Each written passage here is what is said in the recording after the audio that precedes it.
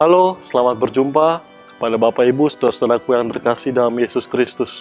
Kembali lagi saya, Saudara Eduardo Salvatore da Silva, OFM, dalam Sabda Saban Hari Paroki Paskalis untuk Minggu Pekan Biasa ke-5, 7 Februari 2021. Saudara-saudaraku yang terkasih, hari ini kita akan merenungkan satu tema yang sangat sederhana tetapi sangat penting, yakni mau repot untuk Tuhan. Tuhan sertamu dan sertamu juga.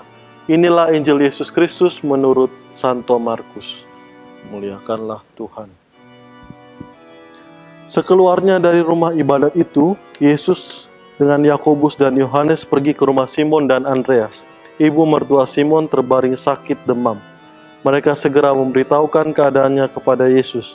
Ia pergi ke tempat perempuan itu dan sambil memegang tangannya, ia membangunkan dia, lalu lenyaplah demamnya. Kemudian perempuan itu melayani mereka. Menjelang malam, sesudah matahari terbenam, dibawalah kepada Yesus semua orang yang menderita sakit dan kerasukan setan. Maka berkerumunlah seluruh penduduk kota itu di depan pintu. Ia menyembuhkan banyak orang yang menderita bermacam-macam penyakit dan mengusir banyak setan. Ia tidak memperbolehkan setan-setan itu berbicara, sebab mereka mengenal dia. Pagi-pagi benar, waktu hari masih gelap, ia bangun dan pergi keluar. Ia pergi ke tempat yang sunyi dan berdoa di sana. Tapi Simon dan kawan-kawan menyusul dia. Waktu menemukan dia, mereka berkata, "Semua orang mencari engkau." Jawabnya, "Marilah kita pergi ke tempat lain, ke kota-kota yang berdekatan, supaya di sana juga aku memberitakan Injil, karena untuk itu aku telah datang." Lalu pergilah ia ke seluruh Galilea dan memberitakan Injil dalam rumah-rumah ibadat mereka dan mengusir setan-setan. Demikianlah Injil Tuhan. Terpujilah Kristus. Saudara-saudaraku, siapakah yang di sini yang tidak pernah merasakan duka, sakit, sedih, kegagalan, ketiadaan harapan, bosan, lemah, sakit, tidak semangat? Siapakah yang tidak pernah merasakannya? Pasti hampir tidak ada. Semua kita pernah mengalaminya. Biasanya dalam situasi ini kita mulai bertanya-tanya dalam hati, di manakah Tuhan hadir dalam hidup kita ketika segala situasi nampak begitu negatif dan buruk? Lebih jauh lagi kita bertanya, di manakah sungguh-sungguh kemahakuasaan Tuhan yang katanya maha baik dan mau menyelenggarakan apa yang baik untuk hidup kita?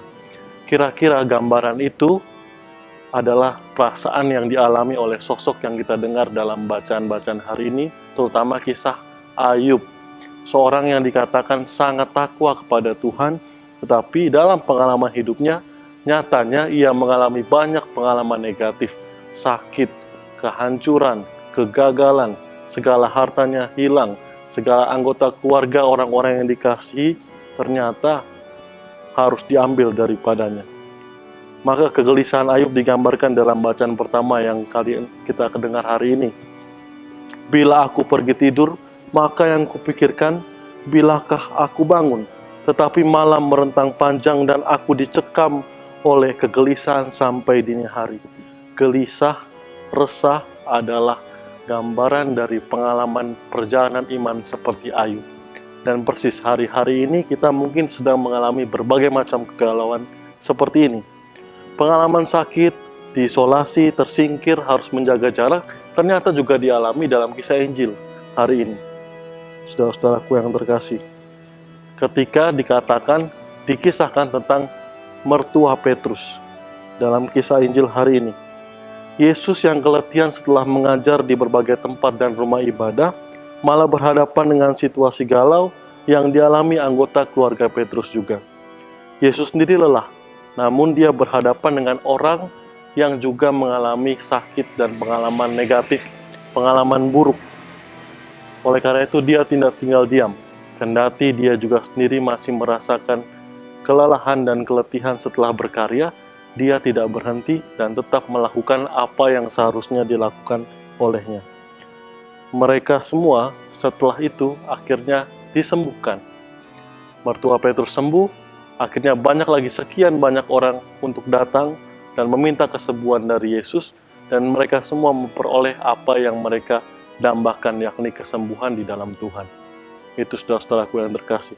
Dari kisah ini diajarkan kepada kita bahwa apapun situasi hidup kita, bahkan dalam situasi kelelahan kita sendiri, kita tetap perlu juga peduli, kita tetap perlu juga terlibat untuk memberikan apa yang kita bisa untuk orang-orang yang membutuhkan. Kira-kira inilah yang disyukuri oleh Santo Paulus dalam pernyataannya di bacaan kedua, yang menyatakan diri sebagai pekerja Allah, yang menyatakan bahwa bekerja melakukan apa yang baik di hadapan Tuhan, itu sudah sangat bernilai. Itu melebihi dari upah yang bisa diterima dia sebagai pekerja. Maka secara puitis ia katakan, kalau begitu, dengan demikian apakah upahku? Upahku ialah bahwa aku boleh memberitakan Injil tanpa upah, dan bahwa aku tidak mempergunakan hakku sebagai pemberita Injil. Secara puitis, dengan sangat indah, Paulus menggambarkan bahwa privilege atau kesempatan kita melakukan apa yang Tuhan kehendaki dalam hidup kita, itu merupakan upah dari perjalanan hidup kita mewujudkan Injil Tuhan.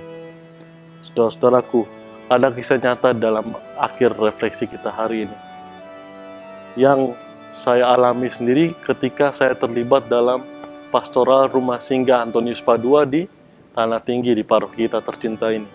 Suatu ketika ada satu pasien yang sangat unik dan menjadi salah satu peneguh iman saya. Namanya Ucok. Nah, digambarkan Ucok ini pasti dia orang dari Sumatera Utara ya. Digambarkan waktu itu dia tergeletak di pinggir rel Senen karena dia mengidap penyakit TBC. Saat itu ada sekian banyak orang yang berada di sekitarnya, tetapi tidak banyak yang membantu dia dan merawat dia sampai bisa sembuh. Hanya ada satu mama tua, masih ingat namanya Oma Gina, seorang berasal dari Jawa Tengah kurang lebih.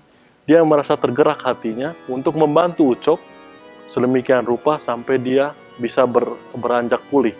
Akhirnya kami melihat dua sosok ini, kami angkat semua dua-duanya ke rumah singgah sehingga pengobatan Ucok dan perawatan dari Mama Gina bisa berjalan dengan lebih baik. Alhasil saudara-saudaraku, mujizatnya dalam waktu 1 tahun kurang lebih itu, Ucok menjalani terapi, menjalani minum obat untuk penyembuhan TBC, dan dirawat dengan penuh sukacita dan penuh dengan cinta kasih dari Mama Gina.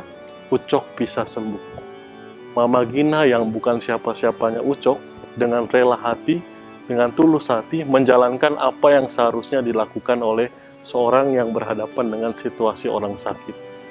Nah, hati besar yang dimiliki oleh Mama Gina menjadi teladan bagi kami semua para frater waktu itu, yang melihat walaupun tidak dibayar, walaupun tidak untung juga, walaupun Ucok juga selama pengobatan sering marah-marah ketika sakit, sering membentak-bentak Oma Gina ketika dia kumat penyakit TBC-nya, tetapi Oma Gina menjalankan itu dengan penuh sukacita, seperti Yesus yang walaupun dalam kelelahan tetap melayani orang-orang yang datang kepadanya.